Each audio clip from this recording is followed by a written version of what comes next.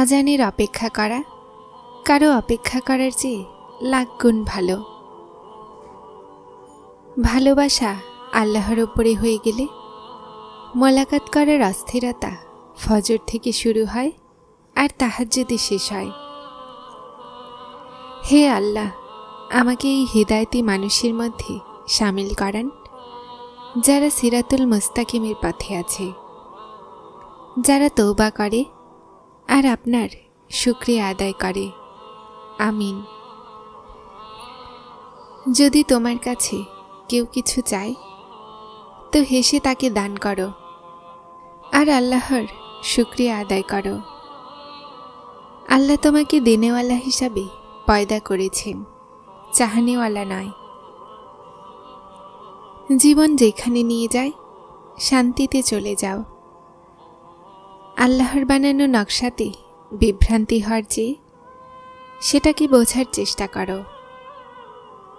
আখলাক হলো সেই মতি যার কোনো মূল্য হয় না, কিন্তু সেটা দিয়ে প্রতিটা জিনিস কেনা যায়। মানুষ তাকে খারাপ বানিয়ে দেয়, কখনো কখনো সময় সাথ দেয় না, আর কখনো কখনো আশেপাশের মানুষের মধ্যে কানা ঘোষার করার সংখ্যা বেড়ে যায়। যখন আপনি সমস্যায় পড়েন তো অধিকাংশ সময় ভাবেন আল্লাহ কোথায় আছেন। মনে রাখুন, পরীক্ষার সময় শিক্ষক নীরবই থাকে। তোমার নীরব সিজদা আর না বলা কথা খোদার কাছে অনেক গুরুত্বপূর্ণ। দুনিয়াতে উত্তম মানুষ সে যার জন্য কেউ কাঁদে, আর অধম সে যার জন্য কেউ কাঁদে। ইবাদত অবশ্যই করুন, কিন্তু ধৈর্য রাখুন। কাবাতে ঘুরলেই মানুষকে ঘোরানো মাফ হয় না। সেই ব্যক্তি জীবনে কখনোই হারে না যে সহ্য করতে জানে। হযরত আলীকে কেউ প্রশ্ন করল, যদি আমাদেরকে আপন কেউ ভুলে যায় তো কি করা যায়? কেউ আপন হলে কখনোই ভোলে না, আর যে ভুলে যায় সে আপন হয় না। কারো বিষয়ে ভুল ধারণা করবেন না, কেননা আপনি তার জীবনের সমস্যা সম্পর্কে অবগত নন। সবচেয়ে বড় ফিতনা হলো সম্পদ, যার পেছনে মানুষ সমস্ত সম্পর্কের গুরুত্বকে না দেখার ভান করে দেয়। জীবনের সবচেয়ে উত্তম হিজরত গুনাহ থেকে নেকির দিকে যাওয়া। না জানি মানুষ এই সম্পদের উপরে এত সময় কেন ব্যয় করে, যে যদি হালাল হয় হিসাব দিতে হবে, আর যদি হারাম হয় তাহলে আযাব সহ্য করতে হবে। ইলম হাসিল করুন, এটা জরুরি, কিন্তু ইলমের মাধ্যমে কিছু হাসিল করা হলো বেশি জরুরি। জরুরি নয় যে আজ যা তোমার সাথে আছে তা কালও সাথে থাকবে।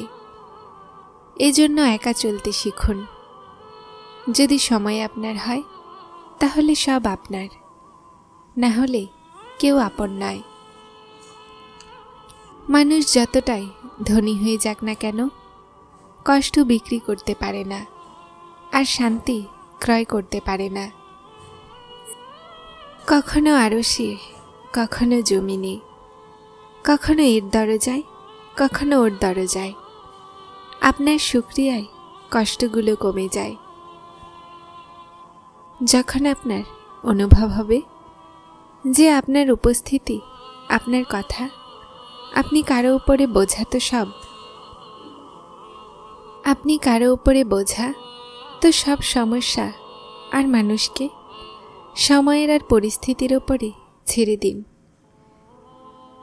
পরীক্ষা যতটাই কঠিন হোক না কেন, সবরের ফল সবসময় খুব সুন্দর হয়।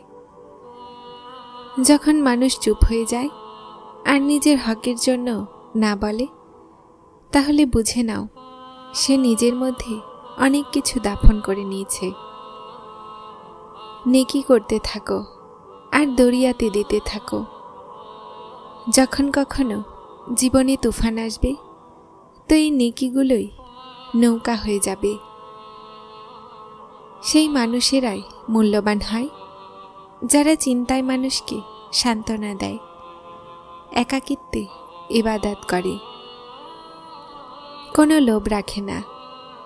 এমন মানুষ দাম দিয়ে নয়, বরং ভাগ্য দিয়ে মেলে। বদচিন্তায় এতটা ক্ষমা আছে যে সেটা অন্তরের শান্তি বরবাদ করার সাথে সাথে মানুষের সম্পর্কগুলোকেও মুহূর্তেই শেষ করে দেয়।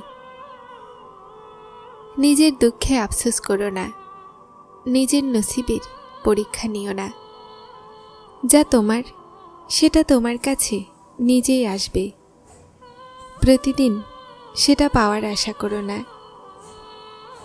তকদির বদলে যাবে আপনা আপনি। হে ইনসান, হাসতে শিখে নাও, কারণ খোঁজো না। সবর হয় না, সবর করতে হয়। আর সবর এটাই যে নিজের সমস্ত পরীক্ষায় ধৈর্য ধরে সেটা শেষ হওয়ার অপেক্ষা করা। আল্লাহ তোমার যোগ্যতা দেখে নয়, নিয়ত দেখে দান করেন। যখন মন কোনো ব্যক্তিতে আটকে যাবে, তো অন্তর অন্য কাউকে কবুল করে নেয়ার যোগ্য থাকে না। নামাজের জন্য অবহেলা ইমানের দুর্বলতা, সবরে বরকত, রাগে ক্ষতি। ভালো মানুষ হওয়ার জন্য আপনার নিজেকে চেষ্টা করতে হয়, কিন্তু খারাপ মানুষ হওয়ার জন্য দুনিয়ার সমস্ত কিছু আপনার সঙ্গ দিবে। আল্লাহর কাছে পৌঁছানোর অনেক রাস্তা থাকে, কিন্তু আমি আল্লাহর পছন্দের রাস্তা, মাকলুককে ভালোবাসার রাস্তা বেছে নিয়েছি। নিশ্চয় আমার রব তিনি, যিনি আমার আশাকে ভাঙতে দিবেন না। শরীরের মৃত্যু হয়, কর্মের নয়। নিজের কর্মকে উত্তম বানাও, মৃত্যুর পরেও তোমাকে মনে রাখা হবে। দুনিয়া নসিবের মাধ্যমে পাওয়া যায়, আর আখিরাত মেহনতের মাধ্যমে। কিন্তু মানুষ মেহনত দুনিয়ার জন্য আর আখিরাতকে নসিবের ওপরে ছেড়ে দেয়।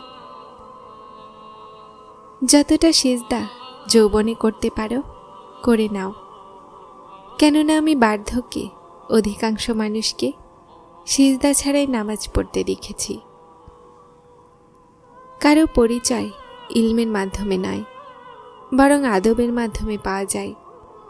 কেননা ইলম তো ইবলিসের কাছেও অনেক ছিল, কিন্তু সে আদব থেকে উদাসীন ছিল। প্রতিটা মানুষের এই চিন্তা তো আছে যে আমার মৃত্যুর পরে আমার সন্তানের কি হবে, কিন্তু কারো এই চিন্তা নেই যে আমার মৃত্যুর পরে আমার কি হবে। গীবত করা দুর্বল মানুষদের শেষ চেষ্টা হয়। যদি চোখের আলো কমে যায়, তো মানুষ দিন আর রাতের পার্থক্যও করতে পারে না।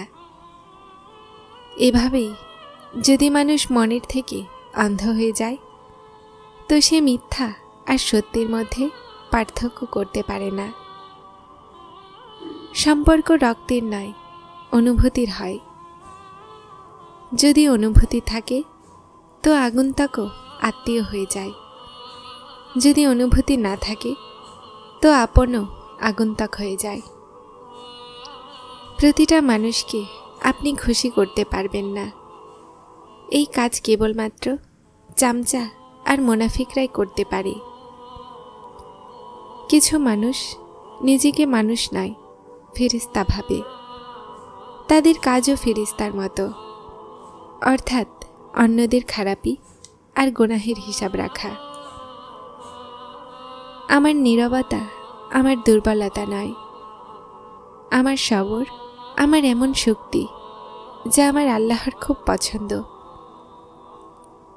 সবর করো সেখানেও যেখানে সবর করা অসম্ভব মনে হয়, আর তাওয়াক্কুল রাখো আল্লাহর ওপরে। তারপর দেখো আল্লাহ তোমার জন্য এমন রাস্তা বানাবেন, নিশ্চয়ই তিনি সবরকারীদের সাথেই আছেন। যারা চ্যানেলটিতে নতুন এসেছেন তারা সাবস্ক্রাইব করে হেদায়েতের সাথে থাকুন। আসসালামু আলাইকুম।